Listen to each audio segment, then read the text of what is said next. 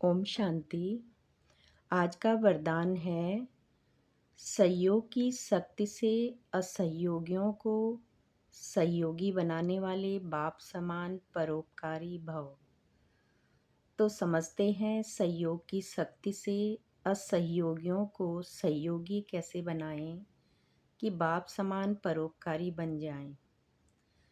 परमात्मा हमें याद दिलाते हैं कि सच्ची शक्ति के केवल स्वयं को आगे बढ़ाने में नहीं, बल्कि दूसरों को भी आगे बढ़ाने में है। हमारे जीवन में कई बार ऐसे लोग आते हैं जो हमारा सहयोग नहीं करते। कभी उनके विचार हमारे विचारों से नहीं मिलते और कभी हमारे विचार उनके विचारों से नहीं मिलते।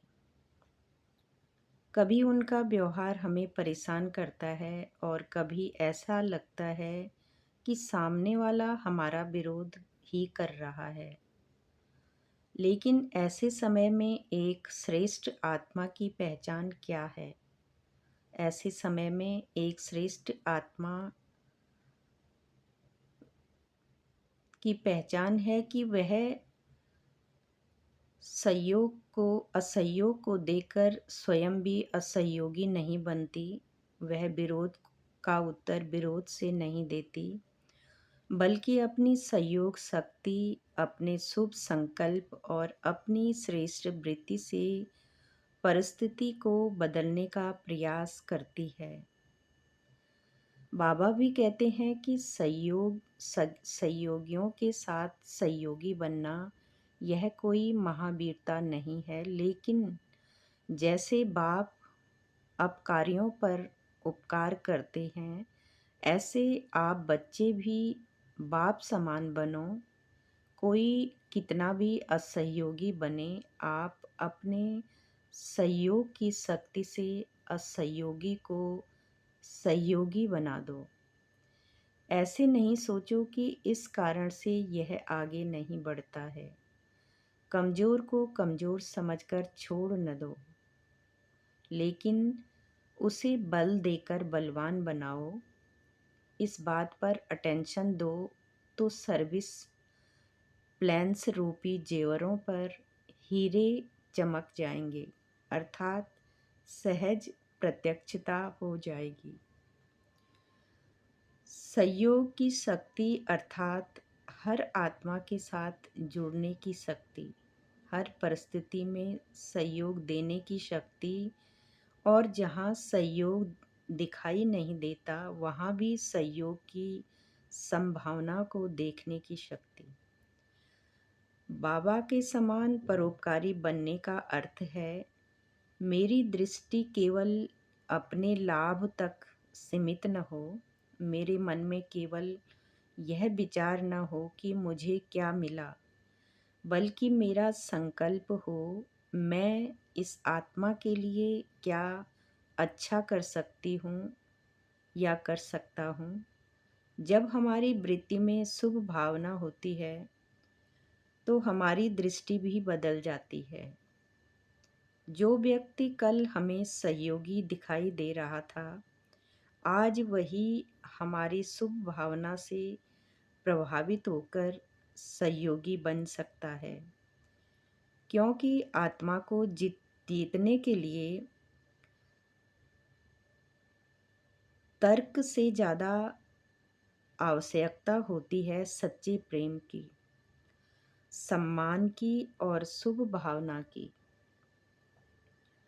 किसी को बार बार उसकी कमी बताकर हम उसे नहीं बदल सकते, लेकिन उसकी एक अच्छाई को पहचान कर, उसे सम्मान देकर और उसके लिए शुभ संकल्प रखकर हम उसके अंदर की शक्ति को जागृत कर सकते हैं। यही है बाप समान परोपकारी बनना। परमात्मा ने कभी किसी आत्मा को कमज़ोर कहकर छोड़ नहीं दिया है। उन्होंने हर आत्मा में श्रेष्ठता देखी, शक्ति देखी और परिवर्तन की संभावना देखी। तो आज स्वयं से पूछें, क्या मेरी दृष्टि किसी के दोष पर ज़्यादा जाती है? क्या किसी के असहयोग से मेरी स्थिति भी असहयोगी हो जाती है? या मैं अपनी सहयोगी शक्ति से उस आत्मा को सहयोग देने का प्रयास करती हूँ या करता हूँ? आज इस एक अभ्यास को करेंगे। जब कोई आत्मा हमारे अनुसार कार्य ना करे तब तुरंत प्रतिक्रिया ना दें। 1 सेकंड रुकें, मन को शांत करें और संकल्प करें, यह आत्मा भी मेरी तरह परमात्मा की संतान है। इसमें भी कोई न कोई विशेषता अवश्य है। मैं इसकी विशेषता को देखूंगी या देखूंगा और अपने शुभ संकल्पों से सहयोग दूंगी या दूंगा। देखिए, धीरे धीरे हमारी दृष्टि बदलेगी। दृष्टि से वृत्ति, वृत्ति से वायुमंडल बदलेगा और वायुमंडल बदलेगा तो संबंध भी बदलने लगेंगे।